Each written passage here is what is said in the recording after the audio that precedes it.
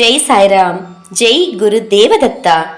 गुरुर् ब्रह्मा गुरुर् विष्णु गुरुर्देवो महेश्वरः गुरु साक्षात् परब्रह्म तस्मै श्री गुरुवे नमः।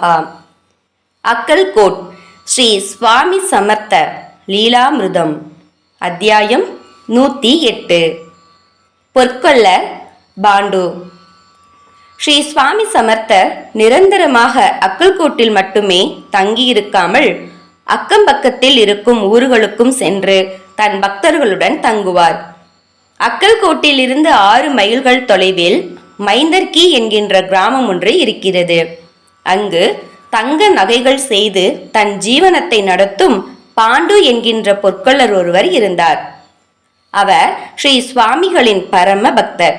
அவர் மிகுந்த கடன் தொல்லையினால் அவதிப்பட்டு கொண்டிருந்தார். தினமும் கடன் கொடுப்பவர்கள் அவரை நிம்மதியுடன் வாழ விடாமல் தொந்தரவு செய்து கொண்டிருந்தனர்.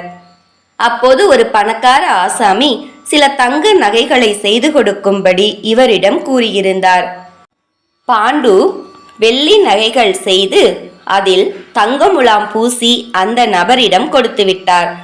ஸ்ரீ சுவாமியின் பரம பக்தராக இருந்த போதிலும் இது போன்ற கீழ்த்தரமான நடவடிக்கைகளில் ஈடுபட்டார். தன் கடனை எப்படியாவது அடைத்துவிட வேண்டும் என்கின்ற முனைப்பில் தர்மத்தை மீறிவிட்டார். சில நாட்களுக்கு பிறகு பாண்டு செய்த பித்தலாட்டத்தனம் அந்த பணக்காரருக்கு தெரிந்துவிட்டது. அவர் தாதியா சாஹேப் மாமலத்தாரிடம் புகார் அளித்தார். வழக்கு விசாரணைக்கு வந்தது. பாண்டுவின் குற்றம் நிரூபிக்கப்பட்டது. அப்போது அந்த இடங்களிலெல்லாம் மிகுந்த வறட்சி பஞ்சம் தலைவிரித்தாடி கொண்டிருந்தது. அதனால் பாண்டுவுக்கு சிறை தண்டனை கொடுக்காமல் சவுக்கடி கொடுக்கலாம் என்று முடிவு செய்யப்பட்டிருந்தது. தன் தண்டனையை தெரிந்து கொண்டவுடன் பாண்டு தன் தவறுகளை எண்ணி மிகுந்த வருத்தமடைந்தார். மனம் திருந்தி ஸ்ரீ சுவாமிகளிடம் மனதார பிரார்த்தனை செய்து கொண்டார். இது போன்ற கீழ்த்தரமான நடவடிக்கைகளில் இனி ஈடுபட மாட்டேன் என்று தன் மனதில் சத்தியம் செய்து கொண்டார். தன்னை காப்பாற்றுமாறு தன் மனதுக்குள் ஸ்ரீ சுவாமிகளிடம் பிரார்த்தனை செய்து கொண்டார். இந்த அலறல் ஸ்ரீ சுவாமிகளின் செவிகளை எட்டிவிடாதா என்ன? கற்பக விருட்சமான ஸ்ரீ சுவாமி சமர்த்தரின் மனது இலகியது. எப்படி திரிலோபதியின் அலறல் ஸ்ரீ கிருஷ்ணரின் செவிகளுக்கு எட்டியதோ அதே போல் பாண்டுவின் அலறல் ஸ்ரீ சுவாமிகளின் செவிகளை எட்டியது. பாண்டுவுக்கு அன்றைய தினம் தண்டனை நிறைவேற்றுவதற்கான ஏற்பாடுகள் நடைபெற்று கொண்டிருந்தன. அச்சமயத்தில் ஸ்ரீ சுவாமி அக்கல்கோட்டில் இருந்தார். அப்போது ஸ்ரீ சுவாமிகளுக்கு அபிஷேகம் செய்வதற்கான அனைத்து ஏற்பாடுகளும் நடைபெற்று கொண்டிருந்தன. வெந்நீர் ஊற்றுவதற்காக ஒரு சேவகர் அருகில் வந்தபோது ஸ்ரீ சுவாமிகள் ஸ்நானம் இப்போது வேண்டாம், உடனடியாக கிளம்ப வேண்டும் என்று கூறினார். சேவகர்களுக்கு எங்கு செல்ல வேண்டும் எப்படி செல்ல வேண்டும் என்பது எதுவுமே தெரியாது.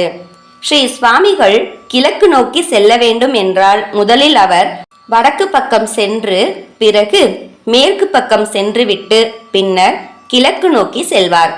அதனால் கடைசி நிமிடம் வரை சேவகர்கள் தாங்கள் எங்கு செல்கிறோம் என்று தெரியாமலேயே ஒரு பொம்மலாட்ட பொம்மை போல ஸ்ரீ சுவாமிகளுடன் இருப்பார்கள்.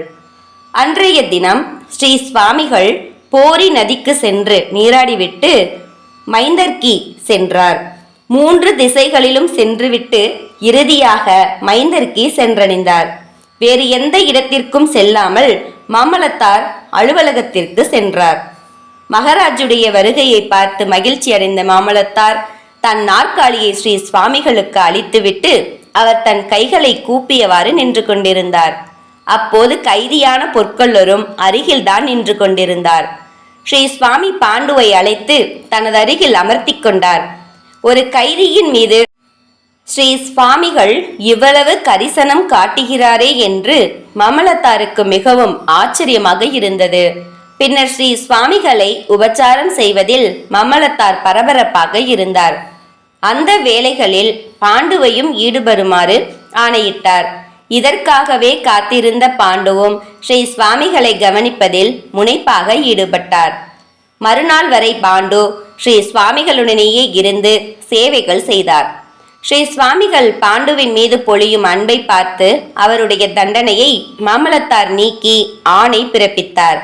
தனக்கு ஏற்பட்ட சங்கடமான சூழ்நிலையையும் அதிலிருந்து ஸ்ரீ சுவாமி காப்பாற்றியதையும் பற்றி பாண்டு அனைவரிடமும் கூறி மகிழ்ச்சி அடைந்தார். ஏன் ஸ்ரீ சுவாமி குளிக்காமல் கூட அக்கல்கோட்டிலிருந்து கிளம்பினார் என்கின்ற விஷயம் அனைவருக்கும் அப்போதுதான் புரிந்தது. அனைவரும் பக்தவச்சலனான ஸ்ரீ சுவாமிகளை வாயார புகழ்ந்தனர். இவ்வளவு கீழ்த்தரமான குற்றம் செய்தவரும் தண்டனைகளிலிருந்து தப்பி விடலாமா? செய்த குற்றங்களுக்கான பலன்களை அனுபவிக்க வேண்டாமா? ஒவ்வொரு குற்றத்திற்கும் கண்டிப்பாக தண்டனை உண்டு. ஆனால் எவரொருவர் தான் செய்த குற்றத்திற்காக வெட்கி தலை குனிந்து மனதார மன்னிப்பு கேட்கிறாரோ அவர் சிறிய மன கஷ்டத்துடன் தப்பித்து விடுகிறார். தான் மீண்டும் இது போன்ற தவறுகளை செய்யவே மாட்டேன் என்று ஒருவர் ஸ்ரீ சுவாமி சமர்த்தரிடம் சரணடையும் போது ஒரு தாய் தன் குழந்தையை மன்னித்து காப்பது போல தன் பக்தர்களை ஓடோடி வந்து அவர் காப்பாற்றி விடுகிறார். இதுதான் அவருடைய உண்மையான குணம் என்பதை இந்த நிகழ்ச்சி நமக்கு உணர்த்துகிறது அல்லவா? ஜெய ஜெய ஸ்ரீ சுவாமி சமர்த். ஜெய் சாய்ராம். ஜெய் குரு தேவதத்தா.